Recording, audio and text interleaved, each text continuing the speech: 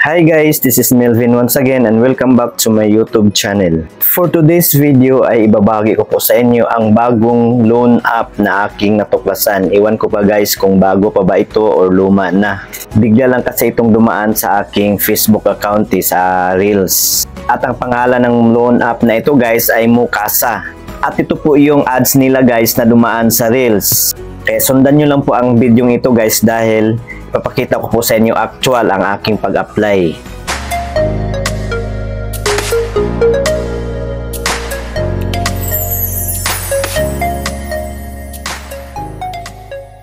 Ano na naman kaya ang sistema ng cash loan app na ito? So ang una ko pong ginawa guys, syempre dumaan muna ako sa Play Store para i-download ang app na ito. At sinearch ko sa search bar ang Mukasa. At pag-search ko guys, andito pa naman siya sa Play Store. Ito po yun guys oh. So ngayon, i-install ko na guys. Ayan po, installed na po siya. So ngayon guys, i-open na natin.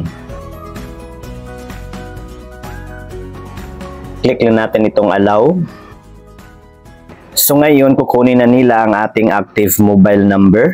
At pagkatapos nating may lagay ang ating contact number guys, ay automatic na pong magsisend ng OTP para ma-verify ang ating mobile number. I-click lang natin itong enter OTP manually instead dito sa baba guys para ma-type natin ang OTP.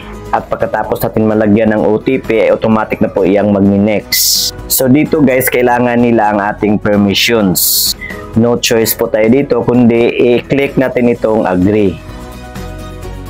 At pagkatapos nating pindutin itong agree ay mag-pop up ito guys. I-click lang natin itong while using the app. While using the app pa rin. And then click allow. Click pa rin natin ang allow. And then automatic na po yung magni-next. At dito sa next page guys ay mamimili na po tayo ng ating available na ID type. Ito po yung mga valid ID na tinatanggap ng Mukasa guys. UMID, PhilSys or National ID, Driver's License, PhilHealth ID, TIN ID, PRC ID, Passport, at SSS ID. Isa lang po dyan ang kailangan nila. At ang available sa akin guys ay itong Driver's License. So pinindot ko lang ito guys. So ngayon kailangan ko ng picturean ng aking Driver's License ID. At may image requirements pa dito sa baba ang nakalagay guys. Only upload your own ID card. Text must be clear and legible. From a vertical angle, not tilted. No dirt, coverings and reflections. And no distracting text in background. So ngayon guys, pindutin na natin itong upload now. And then pinindot ko lang ito guys oh. Para doon na lang kunin sa aking phone gallery kasi may valid ID na akong nakasave doon. At ayan po guys, uploaded na po ang aking valid ID. So kailangan ko pang ilagay ang aking personal information dito sa baba na nakasulat sa aking valid ID tulad po ng aking first name, aking middle name at ang aking last name. At pag pindot ko nitong next guys, ay automatic na pong nakasulat ang aking ID number. Pinindot ko naman itong next at automatic na rin nakalagay ang aking birthday, ang aking gender at ang aking kumpletong home address. And then pinindot ko na itong confirm all are correct. At dito sa next page guys ay kailangan din nila ang ating additional info. Tulad po ng ating landline phone. Gusto rin nilang malaman ang ating education kung anong natapos natin, ang ating marital status, personal email address, ang ating Facebook account guys. Pero optional lang po ito guys ha. Pwede nating lagyan, pwedeng hindi. Sa akin guys, hindi ko po ito nilagyan dahil alam nyo na, gusto rin nilang malaman ang ating residence type. So ang nilagay ko po dito guys is owned. Kahit nagre-rent lang ako. So hindi ko na ito finill-upan itong monthly rent or mortgage. Kasi owned yung nilagay ko. At pagkatapos niya ng ating home district. Actually guys, may pagpipilian po tayong mga region dyan. Kung anong city tayo at kung anong barangay. At automatic na pong nakalagay ang ating kumpletong home address dyan guys, galing po sa ating valid ID. At pag pindot ko nitong continue, ay nag-i-error po siya guys. Kailangan lagyan ang ating monthly rent or mortgage. Kahit owned naman ang nilagay ko sa residence type. So nilagyan ko na lang ng 1 peso guys. Para hindi lang siya mablangko. And then pinindot ko ulit itong continue. At dito sa next page guys ay kukunin na nila ang ating work info. Gusto po nilang malaman ang ating work status, industry type, monthly income, number of independents, emergency contacts, at ang ating bank card. At dito sa monthly income guys, ang pinili ko po ditong amount ay itong 20,000 hanggang 29,999. Dito naman sa number of dependents, ang pinili ko ay itong 3. At dito naman sa emergency contacts guys or character references or contact reference, 2 lang po ang kinakailangan nila guys.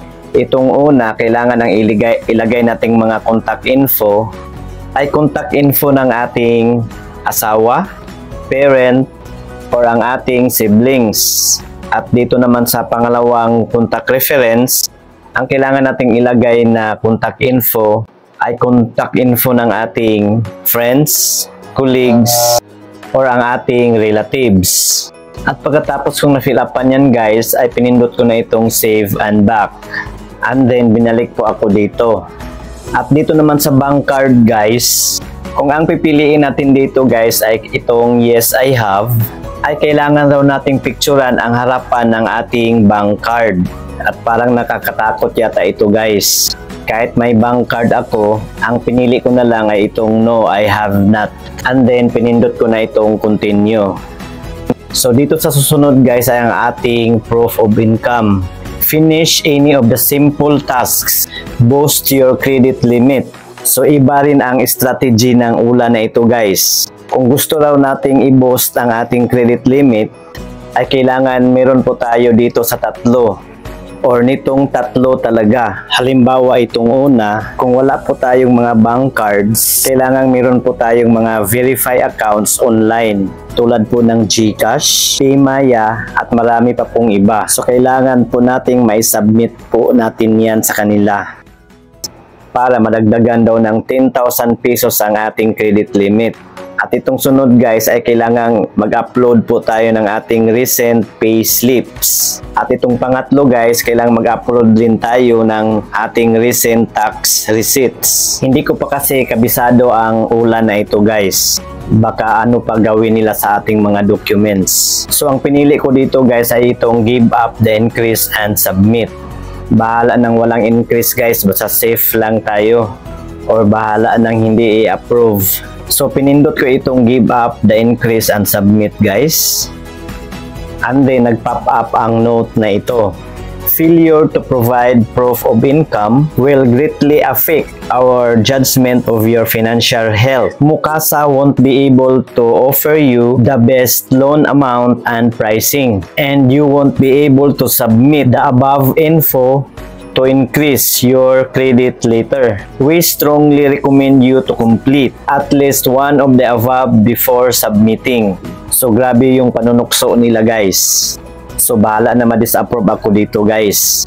Ang importante, safe yung mga documents natin.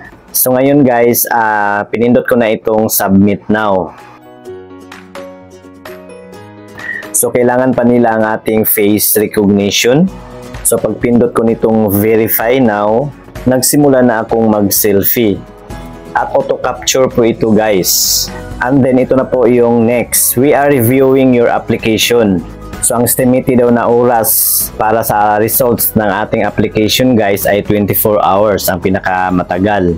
Pero wala pang 1 minuto guys ay nag-notify na ang Mukasa sa akin. Ito po yun guys oh.